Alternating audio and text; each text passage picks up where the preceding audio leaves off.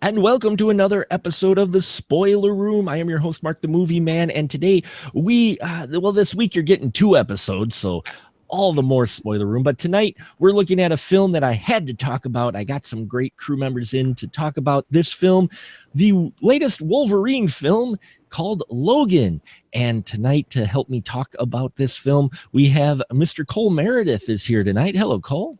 Good evening. Thank you for having me, Mark. So glad you could join us. And next to him, the diva of the Spoiler Room returns, the one and only Dawn. Hello, Dawn. Good evening, gentlemen. So glad you could join us this evening. And next to her, the BFD himself, the man, Glenn. Hello, Glenn. How are you? Well, thank you very much. Awesome, man. Always glad to have you on the show. And back from his European, Antarctic, European, twice American world tour, it is Ray Sidman. He is back with us in his house. Hello, Ray. Hi, can I trade all that in for a title like everyone else has? You want a title? Let's see. What can we call Ray? The man of mystery. How about that? Tonight in the house, he was on some of our first episodes, and he has returned to us, the man of mystery himself, Ray. Hello, Ray. Greetings.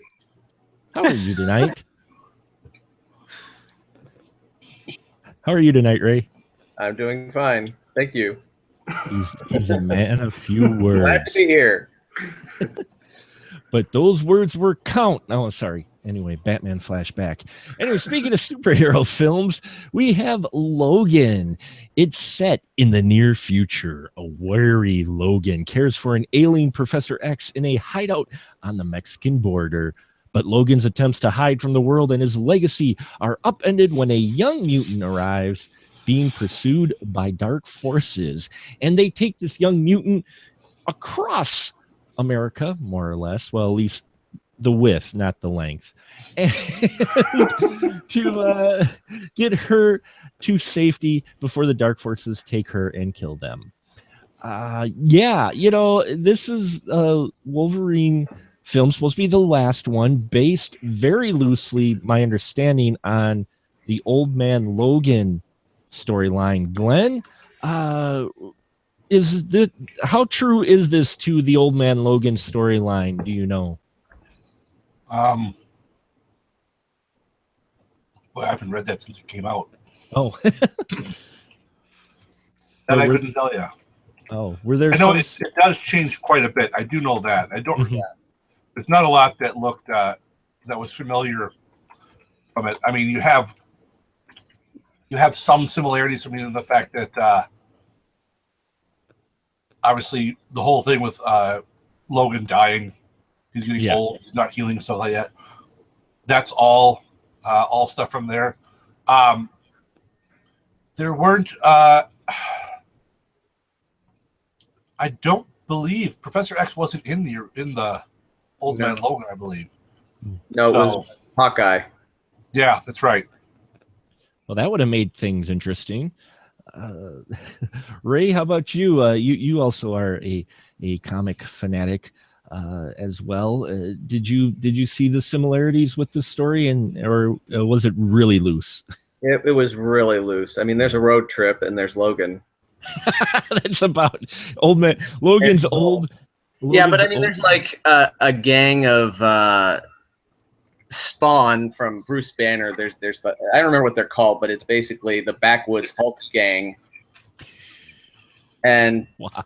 Yeah, and he's riding around with Hawkeye, as I recall, instead of Professor X. So it's very loosely based on it. I would instead say it was perhaps inspired by, rather than sleep on. Sure, but sure, yeah. That's what kind of the gist I got. But don't get us wrong, folks. At least for me, that did not. I didn't read the Old Man Logan series, so for me, I just went into it fresh, and I was really pleasantly surprised. We'll go down the line really quick, get initial thoughts. Cole, how about you for this film? Did it surprise you of just what type of film it was? Yeah, my first experience of this character actually, the character of Wolverine was with my very first allowance money. I would ride my bike from my little house on Dogwood Street in Madison to a gas station about a mile away, and pedaling down the highway as people in cars screamed at me to get the hell off the road. And I would buy comic books. And the very first thing I ever bought with my own money was a 2-part story from Punisher War Journal featuring Wolverine.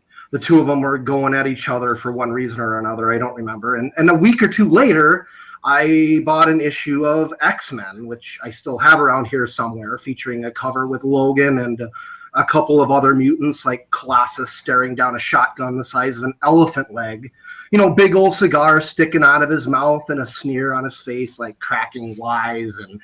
And the Wolverine I got to know initially in those books was a snarlingly sinister, grisly little badass who drank whiskey like water and who certainly wasn't anybody's idea of Hugh Jackman sexy. Now,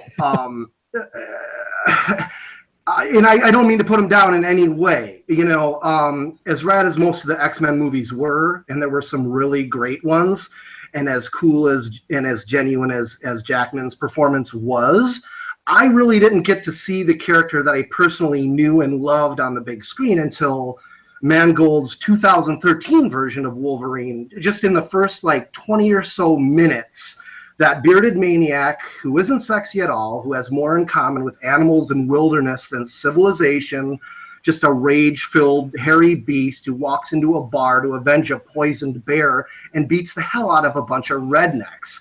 Like, you know, and of course, a quarter of the way into the movie, they erase the essence of that guy with a humorous bathtub cleanup scene and replace him with the crisp, sexy superhero version from the previous movies.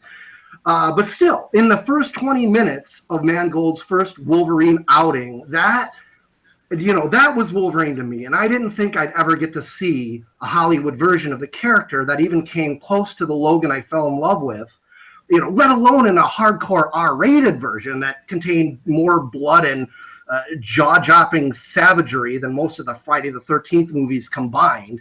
And they brought James Mangold back for this one. I mean, this movie is like a dream come true to me. I mean, it really is. I'm a big fan of Mangold. Have been ever since Girl Interrupted. You know, I don't have any inside info, but I'm betting that Jackman and him got along very well, especially since that first Wolverine was oddly dismissed as disappointing and underwhelming, whatever. It certainly wasn't considered a blockbuster. But in short, I love this movie. I love Logan. I know many others have been saying this exhaustively for the past few days, but this is the Wolverine movie I have been waiting for, man. It truly is. Yes, that is very much a feeling across the interwebs, I will say. Dawn, how about you and your impression with Logan? Is this the Wolverine film that people have been finally waiting for? I think so, honestly. Like Cole, I was not, as much as I enjoy Hugh Jackman's performances, this is definitely the Wolverine that I was familiar with. The cynical, the barely charismatic,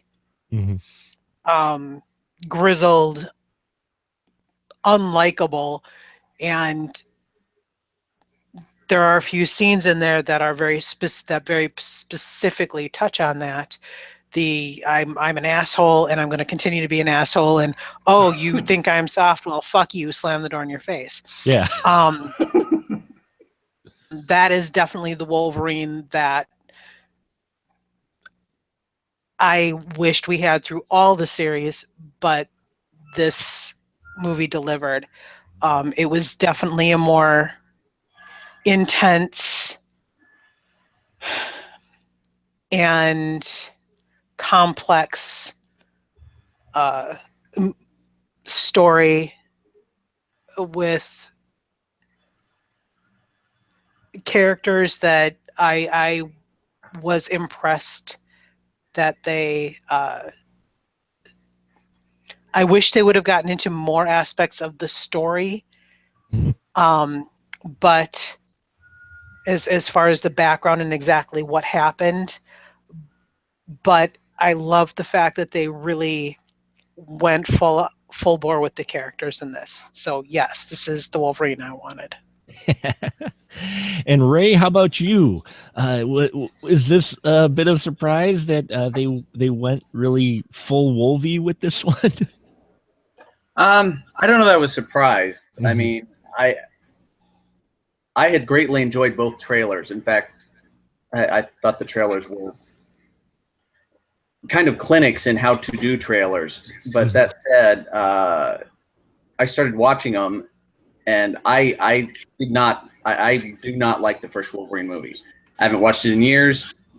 I probably won't ever watch it again, except for maybe with my kids. The second one was decent. It was definitely much better. It's a fine movie. So this one I went into with very high expectations just from what I'd seen in the trailers. And then, of course, the critics started coming out wanting it, and that just built up my expectations more. I will say it lived up to the expectations. Extremely pleased with how this movie turned out. Yeah. Sorry that I'm not going on for any longer than that. No, that's it for me in a nutshell. Mm-hmm. No, in terms of did I like it or not. Mm-hmm. Yeah, it was excellent. Awesome. And Glenn, how about you? The Wolverine film you've been waiting for? Yes. Yeah, in that we got the as Don was saying, this is the Wolverine, where he's an asshole, but it's I like to explore that it's more, it's not so much that he's just an asshole. He's an asshole as defense. It's his defense mechanism. Mm-hmm. It's to keep people away because he doesn't want people close. And I like that they really explored that and went into that. Yeah, out of the Wolverine films we've had, this is the one that felt most natural for his character. I will say, where he's constantly pushing people back, but yet he's not. He's got that bit where he's hanging on to something because he's still hanging on to an alien, Professor Xavier, which I love those scenes. I know the F-bombs got a little much in there, but considering the situation they were in and they were two ornery old men, those initial scenes where Professor X is gone rather cuckoo for Cocoa Puffs, I liked that because I don't think we've seen that explored too much before. We've seen it in comic books, not only Old Man Logan, but there was a great one in DC. I know I mentioned DC while talking about a Marvel movie, shoot me, but Kingdom Come series and that. But in movies, it's not usually explored too much what happens to a superhero when they get older or someone who has powers like Professor Xavier. Ray, what'd you think about that, of having Professor X basically starting to lose his mind because he's getting up there in age? Yeah, and this is, of course, ignoring the whole he died back in X3. But that's no one. What do you mean X3? What X3? No one acknowledged. Exactly. No, and to back up with a little bit of what you were saying, and the two ornery old men, I've always thought that Stewart and Jackman had some of the best chemistry in the franchise of the X-Men movies. And this movie, it really, it shone through. It was fantastic. I thought it was great the way that Stewart was portrayed as humbled and human and 90. And this is what happens. Just like you said, a lot of movies don't explore it. At the end of the day, what happens to these superheroes? What are they left with? I liked the gritty realism of this movie. I mean, it was looking at other superhero movies, it was comparatively a minimalist movie, I would say. And I think that helped it. And a big part of that was, hey, look at what's going on with Professor X. And look what's going on with Wolverine. If they'd have dazzled it up with a bunch of special effects and, hey, let's throw in a $5 million flashback here and there, I think that really would have taken away from it. It forced the audience to take a hard look at these two characters, at the end of their lives, whether the audience wants to or not. We were forced to do it, and I think that was brilliant. Yeah, I think so too, because especially for Xavier, because his whole thing was with his mind. And as you get older, a lot of people kind of lose grip on that. And so what happens when a guy who has super power that can freeze people in time and psychically control people and such, what happens when he starts losing it? Dawn, what'd you think about that with Patrick Stewart's Professor Xavier pretty much, losing his mind and his relationship with Wolverine? I like the fact that they didn't shy away from it. I thought that the portrayal of Charles with dementia was, frankly, I thought it was pretty accurate. Mm-hmm. There were parts of it, where he would. There was the scene where he said, "I always know who you are. I just don't always recognize you." Yes. Yeah. And that is the perfect example of that. That is the perfect descriptor of somebody, and explaining why he's so afraid all the time and combative and ornery. Mm-hmm. In those first few scenes. Yeah. Well, I thought they did a very good job of setting up the rest of the film of these are not the characters you're used to seeing. These are not the versions of the characters you're gonna, this is not the pretty, X-Men Days of Future Past. And yeah, I loved how it starts out gritty. And some people may have taken it, well, they're trying to emphasize the R rating. I'm like, yeah, but I've seen, my dad and my grandfather maybe not drop the F-bomb so much, but they were just like a father-son relationship, similar to Logan and Professor X in this. Glenn, how about you? Oh, sorry. Go ahead, Don. What were you going to say? In my experience, when people get to that point at the end of their lives, they really do talk like that. Mm-hmm. They simply do. Indeed. Yeah. And Glenn, how about you with Professor Xavier and Logan and how this film opens with their relationship? I love it. I think their chemistry it's always been good, I think, in the movies, but I mean this they really nail it. It's that there's such a father-son thing going on there. Mm-hmm. And it's just perfect. The fact that the relationship between them where Dawn already said, the thing I was going to mention is the whole, I always know who you are. I mean, yeah, that's just everything about it is just so perfect with their relationship. Well, they've always had kind of that father-son thing going on, and it really shines in this because people might wonder, well, this is Wolverine. Why doesn't he just abandon Professor X? Because he's an asshole. But, he's an asshole to everybody, but at the same time, he's got, him. He's got that attachment. He's got that underlying, maybe a bit of a denial feeling of care for him.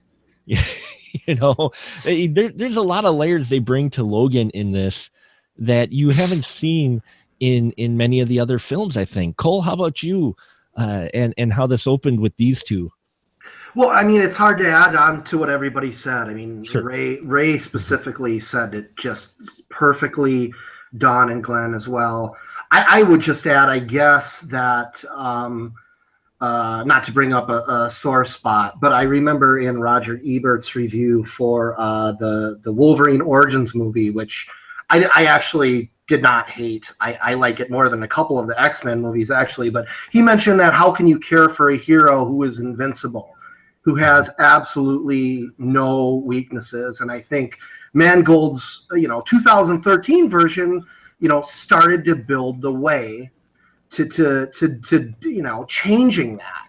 And in this film, they really got to go all out with it, not only with Logan, but with Xavier. And I think it makes you care for the both of them a whole hell of a lot more. Now, I know they couldn't have started the series with these guys having weaknesses, but I do think it's long overdue. And I do think it works incredibly for all of the reasons that everybody else has stated. I think it's important. It's important for a hero to have a weakness. Of course, my favorite comic book movie of all time is The Crow, and that's the first thing the screenwriters did. The hero doesn't have, or the hero, quote unquote, doesn't have a weakness in that graphic novel. There's no weakness. He kills one thug after another, boom, boom, boom, boom, boom. They made the movie, and they're like, okay, we've got to add something here to make this guy recognizably human by the fight out. And I think it was a wise choice to do it the way they did it. And as Don said, this depiction of dementia is as damn close as you can get in a comic book movie. I mean, if they got any closer, it would maybe be unwatchable, So it'd probably be even tougher to watch. Yeah. And it's great that they got Patrick Stewart back for that role, because Patrick Stewart's such a great actor. But also the setup in this first act, we get the idea. I mean, yes, you got to know something about the other films, but you really don't feel like this is more of a standalone film almost. Wouldn't you say, Glenn? Did you have that feeling you could watch this without necessarily watching the other films and still get it? Oh, absolutely. Mm-hmm. You don't need to have seen anything else to watch this and follow it. Yeah, and do you think that was kind of the right approach considering the material, or do you think would you have rather seen them acknowledge? No, it's absolutely the right approach. Mm-hmm. Because because of the way the character is different in those other movies, it lets you do your own thing without having to worry about how it plays into the old stuff. Right. And like the fact that Professor Xavier is alive. It doesn't play into the old stuff. Yeah, I mean, and those who might complain that it doesn't fit into the timeline, hey, folks, how many different storylines do you have for the same character in comic books? Yes, that's what I always say. How can people stand by a true version of any story or character when there are so many hundreds of thousands of versions of every Marvel character? Not to interrupt you, I'm sorry, Mark. No, go ahead. It's just a point of passion for me. Like, everybody's like, this isn't the way it was. This isn't the way it is. Like, what are you talking about? Spider-Man issue 1? Like, what in hell version of the character are you referring to as this quote-unquote true version? And who do you think you are to hold the movie against that? Anyways, I'll stop. But that's my little mini rant. Well, I mean, but outside of the fact this is a rated R film, but they do set this up as a standalone, and I like that. Don, did that sit all right with you with it being set up kind of as a standalone movie? Oh no, it was fine. Mm-hmm. I mean, they said it. The movie was it's the third in the Wolverine trilogy. It was set. I'm not clear on if it's a reboot of the origin story or what it's supposed to be, but it's obviously the ending of the trilogy, but it doesn't quite fit in the new timeline that was set by the Days of Future Past. Right. So I'm not really clear where it falls in the multiverse here. Except that it's very clearly the ending for those two characters. Right. Or maybe it's not even the multiverse, it's in the Mangold verse. I'm just saying. I mean, everybody wants to shoehorn all these, together, and I don't know. I think by doing so, those films sometimes get limited, and we've even heard stories of directors where producers and studios got involved because it had to match some sort of grand plan. And this one, it felt like they just let loose and let go and said, here's a story, go with it. And they said, okay, yeah, here, and make it rated R. And they're like, yes. But it's definitely different from any of the other X-Men and any other Wolverine films. And I like that. And I liked how it opened. And so we get the New Mutant in here, played by Daphne Keane. Oh, man. Glenn, how'd you feel about Daphne Keane in her role as the young, basically young female version of Wolverine? I loved her in this. I think the casting, I think they knocked it out of the park with her. Just everything about her performance is great. Even when the amount she could say by not saying anything, it was really. I mean, this is someone who I think if she doesn't herself, if she has someone who can help her pick good roles in the future, it's someone who I think has a good future in acting. Yeah, I was surprised quite a bit because it kind of had what didn't they even have in the credits, kind of introducing Daphne Keane, and I'm like, usually when you get that, you can kind of spot it and go, okay, she's new, but in this one, she held her own with some veteran actors, didn't she, Dawn? She really did. She really did an impressive job with, but just the very cursory search I did on her, she was raised. Her parents are actors, so she's been raised around this her whole life. Right. So I don't know. It's a testament to her talent, and it's a testament to the quality of actors that she worked with and that supported her in this role.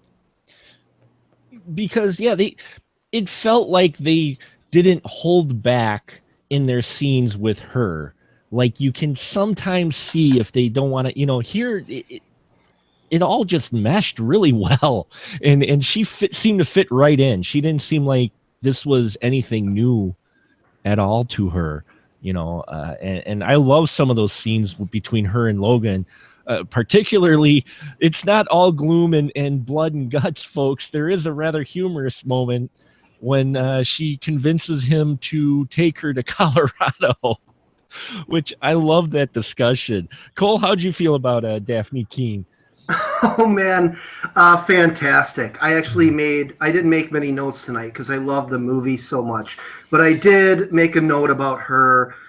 She somehow manages to be simultaneously innocent and ferocious at once, which isn't an easy task for even the most experienced of actors, let alone a young girl hopping her way through a huge cinematic production of this sort. That's pretty clinical, but I just wanted to be sure I got it right because, I mean, she really does. She is not one note repeated tunelessly as many, young people are sort of portrayed in movies, especially big Hollywood movies. She really does some juggling here with some various emotions, and holy hell, holds her own against Hugh Jackman in his grisliest performance as Wolverine.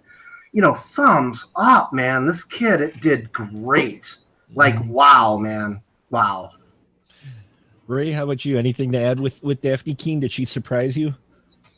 I'm hard to surprise. So no, you're hard to surprise. Yes, absolutely. No, but I agree with everything that's been said. I have been wondering. The litmus test here is that the movie is pulling down so much money. And there's somebody in Hollywood already talking about we got to get a sequel going, which to me would have to focus on her character. So it would be interesting to see if they would go ahead and make any movie focusing on the Laura X-23 character. But I mean, they're already doing it in the comics. The primary Wolverine title in the Marvel Comics universe right now she's the star of it. She is Wolverine in that. Mm-hmm. So yeah, those are my 2 cents worth. I think everybody else pretty much covered it very well. Now that you mention it, do you think she would, just from what you saw in this film, do you think she'd be able to carry it as being the primary focus of the film? I mean, she was kind of in here, but there she'd pretty much, be the star and the lead. You think she could carry that? I don't know. That's a lot to ask, but kid actors have done it before, and especially because it would be I don't know how old she is in this. I would guess. I know she's supposed to be like 11, right? But yeah, I think that's how old she is according to the interviews. Okay. For some reason, to me, she looked more like 9 or 10. But that said, by the time they would get a sequel made, she'd be a couple of years older anyway, which would help her, exponentially in terms of being able to carry a production as the star of it. So I think she could do it. Yeah. Yeah, I think so too. And we obviously, she's not afraid of violence and gore, which she reminded me. I don't know if anyone else here got that vibe. She reminded me a bit of Hit Girl from Kick-Ass in this. Yeah. Wow. But not the snark. But I mean, just the way, as far as a young actress goes, the way she handled the fight scenes and everything, especially with the choreography in here. Dawn, how about the fight scenes she was in? I mean, I understand they use stunt doubles and some CGI, but some of that she's doing that stuff. I was hugely impressed when the big reveal came and she started kicking ass. Mm-hmm. My jaw dropped. I was hugely impressed by just the fluidity and how ferocious she was throughout. Mm-hmm. There was I love the way she embraced of it and she threw her whole self into those scenes, and it was fantastic. And I'm glad you mentioned the ferocity, because you could see where it would be very easy to take this ferocity of this film, of this character, and go overboard, like too grrr or whatever. But she doesn't. She hits just that right amount. Like when she hops on the hood of the car and she's staring at Logan through the window. It's just the right amount to where she feels kind of feral, but it's not overdone. It's the right balance. I think she brought just enough to it. And it's like looking at a panther, and they don't give a crap. You can walk away, or you can stare it down and die. It doesn't matter to the panther. Just like that was the impression she gave. Yeah, she brought, when she brings the head out of the factory. I love that scene. Oh yeah, because you're sitting here going, "Are they going to do that with this young act?" Oh yeah, they are. Oh man, and as they go on their road trip, I like how they bonded, and it's just the world's oddest couple with them. And in pursuit are our villains. And Glenn, how'd you feel about our villains in this? They're okay. Mm-hmm. It's the one. If I said this movie had a flaw, it'd be the villains are still kind of generic, cookie cutter. I'm a bad guy working for a bad corporation. Ooh, we all drive vans. Black vans. Black vans. Well, of course, that's a given. So yeah, I mean, they're okay. They serve their purpose. It would have been, I don't know. The movie's already clocking in a little over 2 hours, and giving a lot more exposition to the villains. You're starting to get into. Then what do you cut? Mm-hmm. You can't just add 20, 30 minutes to this. Then you're really looking at a long movie. And where you're going to cut some of the Wolverine stuff and Xavier. You didn't want to cut that.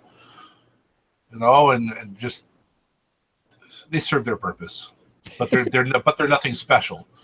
So it's a typical And I know this isn't made by the same one that does most of the Marvel movies, but it's a general. You have there have been two good villains, in my opinion, for the most part, in Marvel films, and that has been original Loki and Magneto. Mhm. And Magneto, they just use so much where it's just like, okay, I'm done with Magneto. Because he's the same thing every time. It's always just, no, we're mutants and we're better. Yes, don't be like the Nazis. So, yeah, that's the one thing I would say too is that but the story is really not about the villains. They're just the motivation to keep them moving. But the villains really in this didn't feel that. Even yes, this is the spoiler room, folks. Even the Logan clone, if you will, he was to go toe to toe with our hero, but at the same time, they really just kind of brought him out and said, "Yep, bring out the clones." Cole, how'd you feel about the villains in this and the Logan was a weapon? I forgot what they call him. I apologize. I'm X-24. X-24, yeah. X-24. Thank you. No worries, man. Glenn said it best. I can only concur with everything he said 100%. That said, I would still give this movie my highest rating. Mhm. I will say they gave the villains some good dialogue, even though the villains were annoying at best. The stuff about tigers being extinct kind of clues you into, the future that you might be living in, and Xavier's brain being classified as a weapon of mass destruction. I mean, they did give the villains some interesting things to say and be, if that makes sense, but it didn't manifest itself at all in the story, especially once Wolverine shows up and kills the family in the farmhouse, which, by the way, was entirely predictable, despite being well acted and well executed. Very, very much okay. When is this family going to go? That's not against the film. I mean, these are cliches for a reason because they've been around forever and they will always be around. It was definitely done better than it was in the first, not Mangold's last movie, but the Origins Wolverine movie, which essentially kind of had the same thing, basically. It was done better than that. But yeah, that whole section of the film where the clone Wolverine shows up and then the family's butchered, despite the interesting, not so subtle subtext about slavery, which I thought was not slavery, racism, and just modern rural racism, which exists, having just left a small town myself. I say slavery because, well, it's borderline in some areas of the world still. But, despite all of that, I kind of, once the movie moved past it and got into the, Mad Max Beyond Thunderdome stuff, I was like, okay, we're back on the right track, So yeah, I agree with what Glenn said, and I'm willing to look past it. And, I don't give star ratings. I still give this thing 5 stars. I mean, get off your ass and see it. Please support this film. But yeah, that stuff, I wondered if they just hadn't gone back to rewrite for another day or two and just tried to come up with something else. But who am I to say? For me, it was like I liked the Pierce character played by Boyd Holbrook. I liked him and his little band of merry men that were chasing mutants. The Reavers. Huh? The Reavers. Yes. The Reavers. Yeah, that's what they were called, right? Reavers? That is what they were called. Yeah, which gave me a Firefly flashback, which kind of fit with the Firefly poster that we saw in the the trailer for Deadpool 2. But that's another story. But I liked that group, and I almost would have liked them just to write them more rather than having to bring out X-24. Ray, how about you with the villains in that? I mean, I think they would have been fine if they would have wrote the Reavers and Pierce just maybe a little stronger or a different way to hold Wolvie back, like with a big magnet. But they almost tried to fill too many villains in here, and they all kind of just get pushed to the side, don't they? Yeah, and I liked X-24. I was perfectly fine with the performance with that, and I will go. I'm going to not completely agree with you on Pierce. He was just annoying to me, and I don't know if it was the actor or what, because I thought the dialogue was fine, and I liked the character. He had kind of this, human and humorous element for just a bad guy. One of the things that really bugged me about the bad guys, though, was they had, the ultimate bad guy in this, the Doctor, is played by Richard E. Grant, Dr. Rice. They had Richard E. Grant, which I've been a fan of for at least a couple of decades. And they apparently just told him be straight-laced and boring.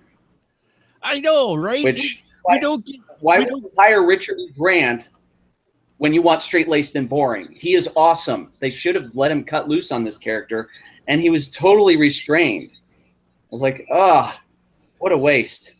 He did a great job for the character he had, but I just thought, man, this is really dull for what it could have been. Yeah, I mean, this is the same guy who was quoting in Hudson Hawk, Right. If Leonardo da Vinci was still alive, he'd be sitting in the back of a limousine hot tub, sipping champagne, and yeah, I mean, he does Unhinged great, and they give him pretty much a role anyone could have really played, that Doctor. Right. So yeah, I totally agree. Hope I didn't mean to step on you there at all, Ray, with that. But no, I was done. So you're good. But yeah, so and I didn't even recognize him either. I didn't even realize until the credits. I'm like, oh, that was him. Geez. But yeah, the villains, they do serve their purpose. But again, Marvel in the MCU, and I'm sure people would flame me for it, but don't have the greatest track record of writing really strong, memorable villains outside of, as Glenn mentioned, Loki and Magneto. Would you disagree, Don? Or I looked at the villains, Dr. Rice and Pearson the Reavers, as more of a convenient figureheads and representations. I really saw the true antagonist in this film as time and frailty, and the battle against time and frailty, and Xavier's failing mind, and Logan's failing body, and the Dr. Rice and Pierce were just exploiting that. They were just there to move that along and to point that out. So they're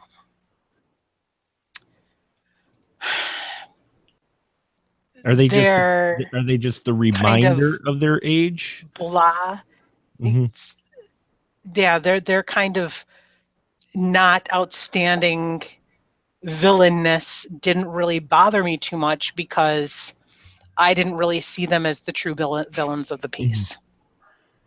That's a good point. That the time and age is more of their villain than these guys, because these guys are probably they felt like the same villains that they've been fighting for decades. They just happen to be the ones that are around to exploit what the true villain, the true enemy, time and frailty, is. They're just there to exploit that. Right. Now I'm going to jump in here real quick. I completely agree with you, Don. In fact, while I was watching the movie, I saw them as kind of a sleight of hand. Look at these guys, and then we have this hitting them. So yeah, I completely agree. That's how I saw this as well. Time and age are the true villain of the superheroes. Interesting. Wow. That's deep, Don, and yeah, there's a lot of, I like that quite a bit. I can see that, how they were playing with that, especially.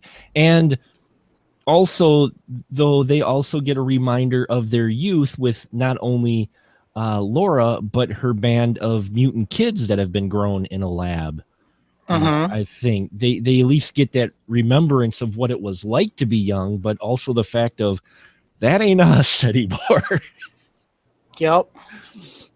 Yeah. So, which, you look at this was a straight up, the best superhero films, I think, are the ones that don't feel like superhero films. And as we've alluded to at the beginning of this discussion, this really is different than your normal superhero film. And this is a Western.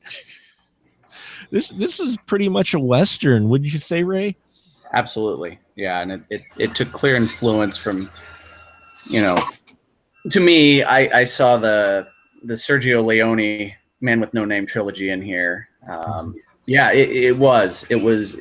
I used the phrase gritty realism earlier, and I realized compared to a lot of movies, this isn't gritty realism, but especially compared to the superhero movies, and especially over the last 10 years. But this felt like a Western. This felt like,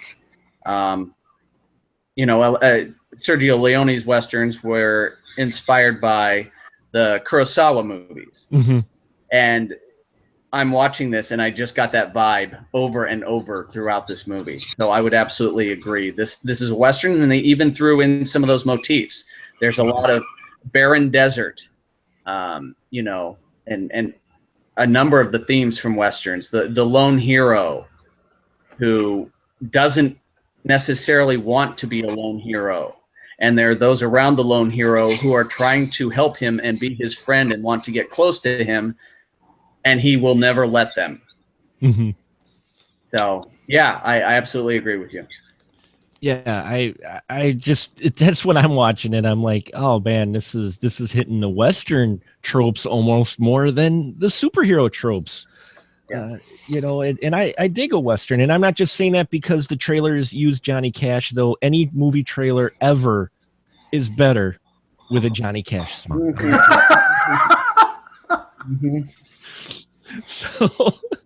So I asked our panel here tonight to bring some questions of their own, so you don't just hear me babbling tonight. And so we'll start first here and see if Cole, did you have a topic we haven't touched yet, or a question you wanted to bring to the group?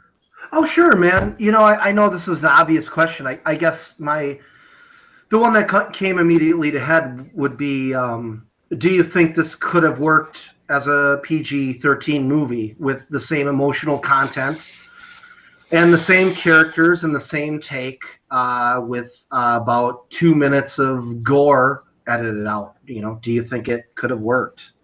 Good question. Dawn? I think it's more than the gore and the language that makes this a rated R movie. The themes in general and the way it's shot is more complex and adult than simply cutting out gore and language. So no, I don't think that editing would have prevented it from being R.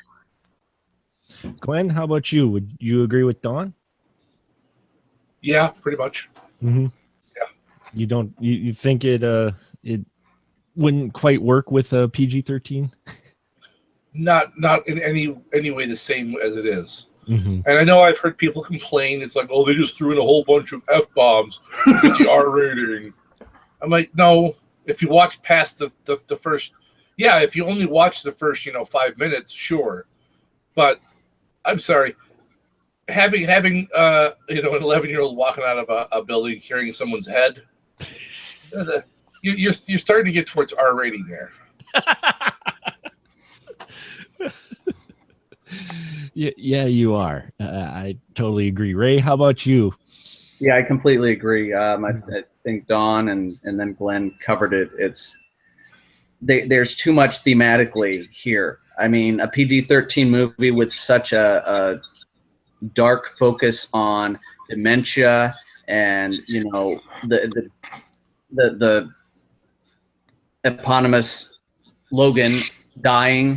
There's just if you make it PG-13, you have to also go beyond the gore. You have to pull out some of that darkness somehow, and this would not have worked.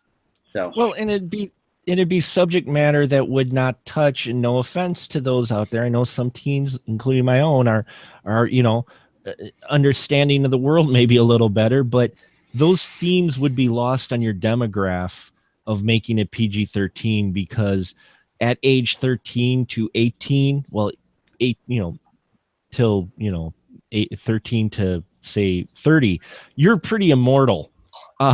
So the theme of losing your mind, or age catching up with you or whatnot, I think would get lost with your under 18 folks, at least a bit, as well. So I agree with everybody here that the story just doesn't work as deep and on a different level if you make it PG-13. It suddenly becomes a lot shallower of a puddle, more or less, and then you add more CGI. I would also say that it was a great question, though, because this is exactly what people in Hollywood are contemplating for a number of the future of superhero movies. PG-13 versus R. So that was a fantastic question. Yeah, it makes you wonder, and they're playing the angle now of, well, the R rating or the unrated rating will come out on Blu-ray, and occasionally you can see why, and then I'm like, most of those I'm like, you could have left that in. I'm like, that didn't really make it an R rating. At least I didn't see it as such. Unlike RoboCop, which had to cut out certain chunks because otherwise it would have been X for violence.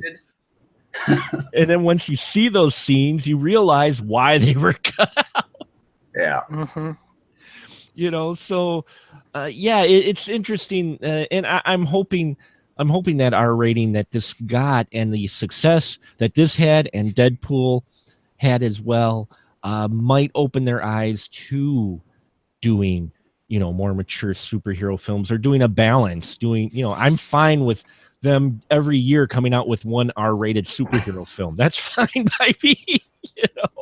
You're fine. Let them have their PG-13s. Give me one good R superhero film, a year, and I'll be good, because I think there's a lot of material out there that you can pull for that. So great question, Cole. Definitely. Dawn, how about you? What topic did you bring tonight? I guess I just wanted other people's opinions. How do you feel, or how do you speculate on how? I know that Dr. Price had alluded to the fact that the reasons the mutants died out, lost their abilities, had something to do with food additives. And the reason mutants stopped being born was because of food additives. At least that's what I thought I heard in the movie. But in addition to that, something devastating happened that Charles Xavier caused. I don't have a clue what that is. What is other people's speculation on that? Something that was so tragic that he wanted to die. Well, I'll let the others. I have an idea, but I want to let the others go first. Ray, what do you say on that? Did you pick up on what it might be that was just weighing on Xavier so heavily? Yeah, and I admit I didn't pick up on the food additives, but I guess it would make sense that GMOs would somehow tie into genetically modified individuals. But that said, they mentioned early on in the movie, they talked about, this is 2029, why are we still talking about mutants? Then one of the newscasts mentioned a year before there had been some disaster wherever it was they were. I can't remember the name of the city, but some 600 people were injured. And that had happened a year before, and apparently that's what Xavier had, one of these seizures, and the logic is he injured a lot of people, and I think there was another part in there where, when they were talking about the X-Men, the two, Professor X and Logan were talking about the X-Men, and Logan said, yeah, well, they're gone now. Mm-hmm. So I think he had a seizure out on the East Coast. a number of X-Men were killed, and a number of civilians, hundreds of civilians, were severely injured or killed. Well, and they allude to that even in that radio announcement, if I remember correctly, because at the end they said 600 people injured, including 7 members of, and he cuts it off before. Right. And so you're like, you do the math on it, and you go 7 members of, Right. Yeah. So that's what I picked up as well. That was my impression, is that he had one of his mind seizures, and not only did he hurt civvies, but it ended up the death, because it was so intense for those mutants, probably because it was more intense for them, ended up killing members of his own team. Glenn, did you get that impression as well? What's that? What was weighing on Professor Xavier? Oh yeah, that's absolutely. It was the fact that he did. He had his seizure, and he killed a whole bunch of people, particularly people that had previously counted on him. Mm-hmm. Yeah, it makes you wonder which 7 it was that died too. Cole, would you agree that? Well, if we're lucky, it was just Cyclops 7 times. He maybe Jubilee too. Whee! Though we all could use more fireworks. Jubilee can't be dead, because Jubilee might be one of the people who's apparently in Canada. Oh, that's true, because there are folks in Canada for this sanctuary that the young kids are trying to get to. That is true. So, two of those names I recognized out of those kids. There was Richter, who was a member of X-Force. Some of the kids' names, and there were a couple others I recognized that I'm not thinking of now. So, I totally agree with your Jubilee comment. So you're right. She could have been the one who was on the radio telling the kids where to go, because no one paid much attention to Jubilee, so she was able to sneak away. Glenn, did you have anything to? Cole, did you have anything to add, or would you say that it was the deaths of fellow mutants as well as people that was weighing on Xavier, or was there more? No, I think it's a great question, but I really do. But I think you guys said it well, and I think it's left somewhat vague for a reason. Because as Ray said about a half hour ago, if you'd had some big special effects laden flashback, it would entirely take you out of this sort of old Western sort of. The movie's almost like a story 2 old drunk guys tell each other at a bar in the middle of a desert. It's got that feeling to it, and if they'd showed it, it would have sacrificed something. I don't know what. I've never made a $90 million movie. My biggest budget is $20,000. So, but I do think a huge effects laden flashback would have sacrificed the vibe they were going for, and I think enough was said in the dialogue, although Dawn's intro, she did mention that a little bit more backstory could have been beneficial, and I can see that too in the dialogue, not in flashbacks. I could have used just a little bit more, other than tigers are extinct and Xavier's brain is a weapon of mass destruction. Maybe just a little bit more would have been nice. But I do think the evidence is there. If you want to put the pieces together of the puzzle, it's not a huge mystery. It's not the ending of Tim Burton's Planet of the Apes. Let's just say that. The evidence is there. You can piece it together. Yeah, lions are extinct too. Had to bring up that movie. Glenn, how about you? Do you have a question or topic for the group? Yes. In what ways was this better than Planet of the Apes? No. The Tim Burton one. Yes. No. No, I don't really have anything else to add, man. Okay. And Ray, how about you? Did you have one? You know, I do, and it's at risk of being cliche. I'll throw out, did you cry and when? Which I again, at risk of being cliche, but at the same time, not for this genre. When you think of movies you cry at, usually not the superhero movie genre. But that said, I think it's a valid question because that is certainly what the movie makers were aiming for in part. So, at least in my opinion. So, I throw it out there. Did you cry and when? Cole, did you cry and when? You know, I cry a lot. I went to Mad Max Fury Road, 14, 15 times and cried. Yeah, about that. Yeah. Oh, yeah, cried about 12 times. And I can't tell you when. It's ridiculous that I could even say that. I didn't cry during this movie because I was so involved with it and just so pleased that I got the Logan that I am personally attached to. You know, and it's just a personal decision. I know there are people out there who love X-Men who don't like this movie. That's awesome. But for me, I was just so ecstatic. You know, I walked out of the theater and just kissed my girlfriend.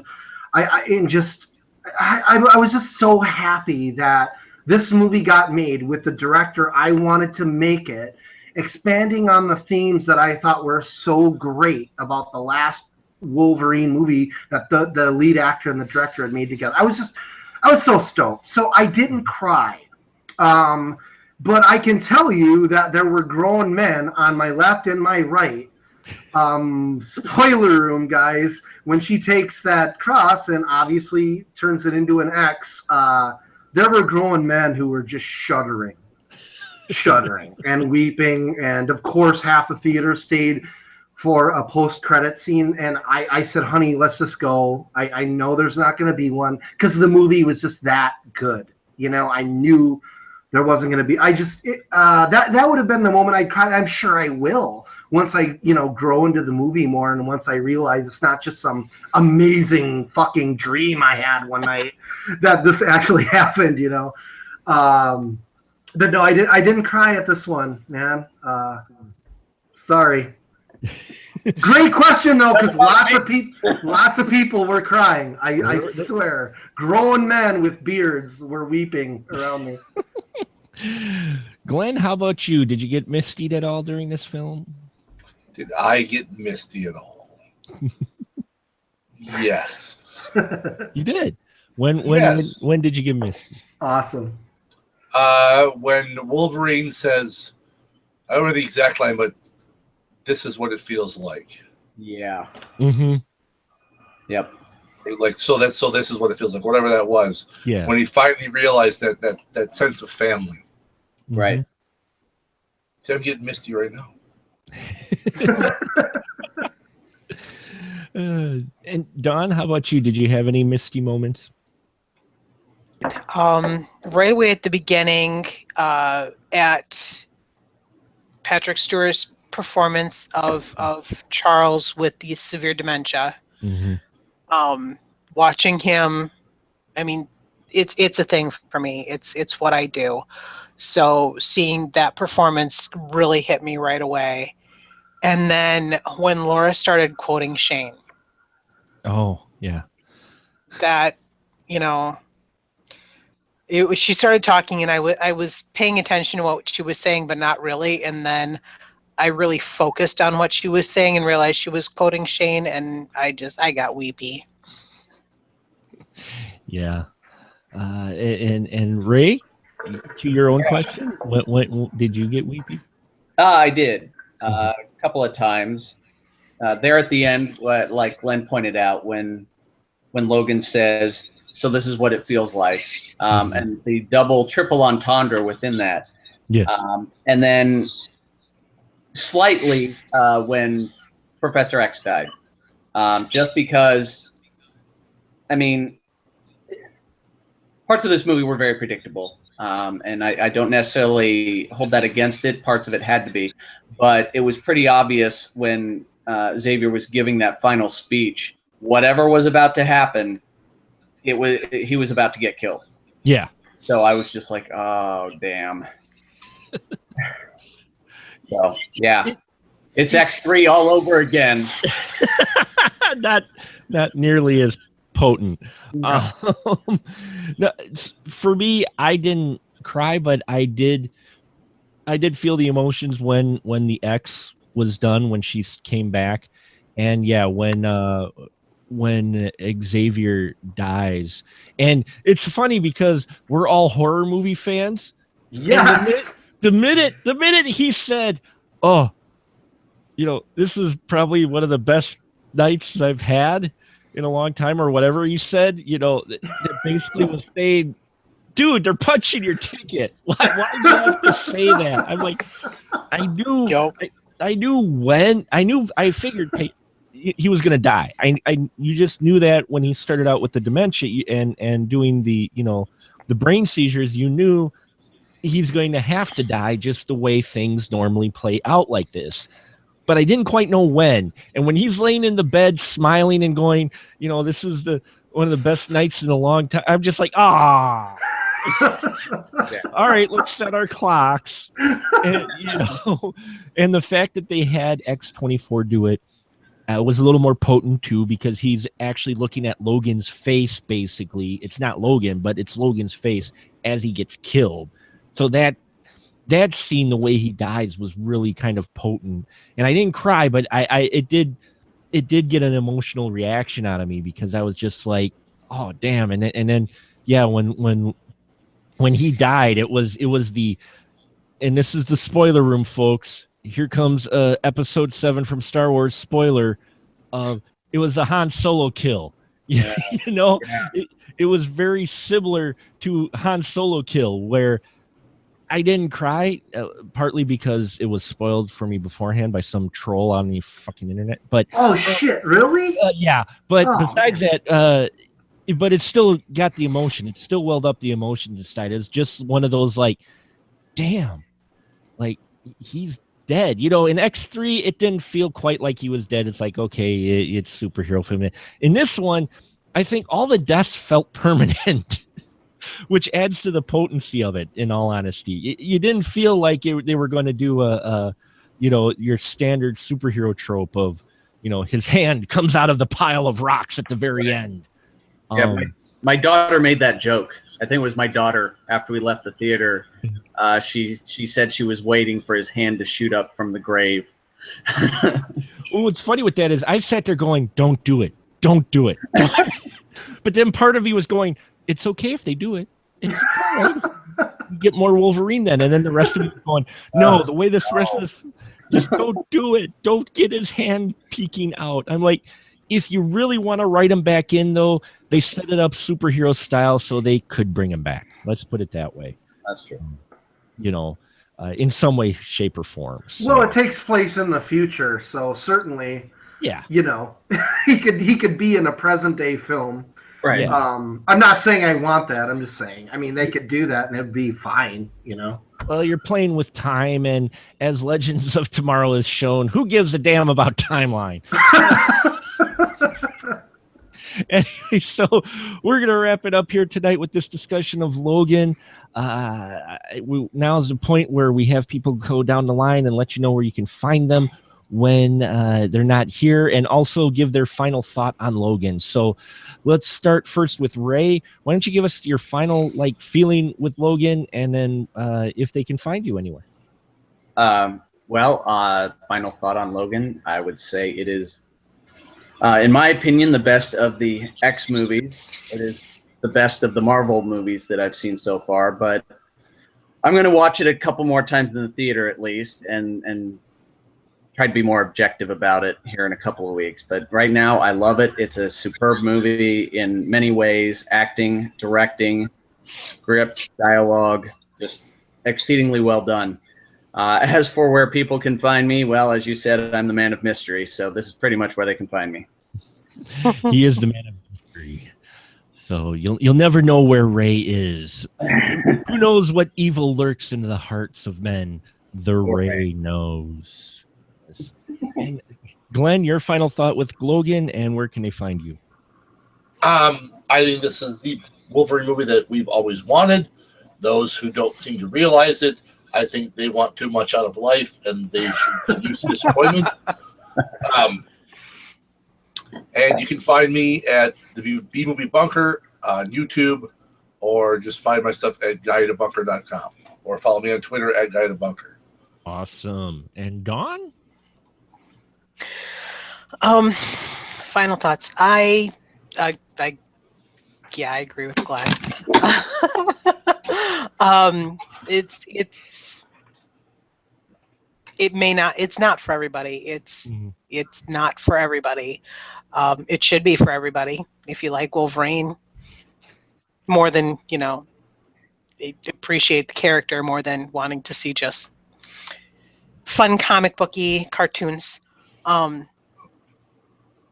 Yeah. You can find me in theaudience.net. Fantastic. And Cole? Well, I didn't cry during the movie, but I'm actually crying now because I'm realizing it's probably the last time I'll talk about this movie with anybody except for my girlfriend. I love my girlfriend. You have a girlfriend? What happened to your fiance? My fiance. What's she I'm gonna so say sorry. about that? Goddamn, You're gonna be. You better hope she's not listening there, Cole.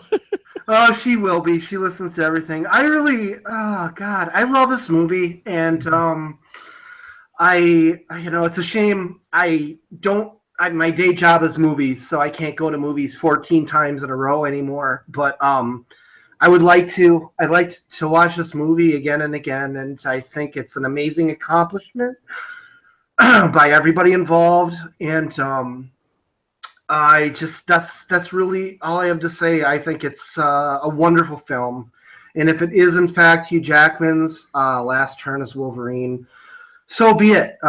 Because I can't ask anything more from a Wolverine film. And you can find me at Shadows and Lovers Productions on Facebook currently. The movie is the last great horror movie that is coming out digitally very soon. We've got a movie on the horizon called Rise, which is the first movie that we don't have to pay for out of our own pockets. Also, Horror Roar, if you want to see some weird, creepy digital art I fool around with when I'm not working my ass off. It was really nice to talk to Don and Glenn and Ray and, of course, Movie Man Mark this evening. Thanks for the invite, my friends. We do appreciate you being here, and I appreciate everyone being here. And I guess my final thought with this is, you've heard me talk about it before, and went through a rough patch last year with some superhero films. This is my type of superhero film. Some of my favorite Marvel superhero films right now are ones that don't feel like a straight up superhero movie. This one, I will say Captain America Winter Soldier is more spy espionage than superhero film, even though it's got a lot of those elements in it. Guardians of the Galaxy is just a fun sci-fi comedy that happens to be using Marvel characters. Ant-Man's a heist film. Those type of films, even Doctor Strange, they feel different than what has kind of become that formula for superhero films that has been established. And I'm not saying that formula is bad, but I always like seeing someone do something different with material. And this film definitely is one for a more mature audience with themes that's for a more mature audience. And it's written so you don't have to see the other films, which is one of the things that I have a problem with the trend of any superhero film, either from DC or Marvel, is the fact they're getting more and more to where you have to see the previous one to really catch everything that's going on. And in this one, you can just come in off the street, watch it, and while you might not pick up some of the Easter eggs, you're getting a good film, in my opinion. You're just getting a solid standalone film that has superhero elements in it, but it is about aging, getting older, and passing and trusting things to the youth of tomorrow, good or bad. And there's a lot of great layers to this film that I think are there. I understand some of the criticism of it being possibly cliche in parts and predictable, but nowadays, especially with the way the interwebs is, it's hard not to make a predictable film.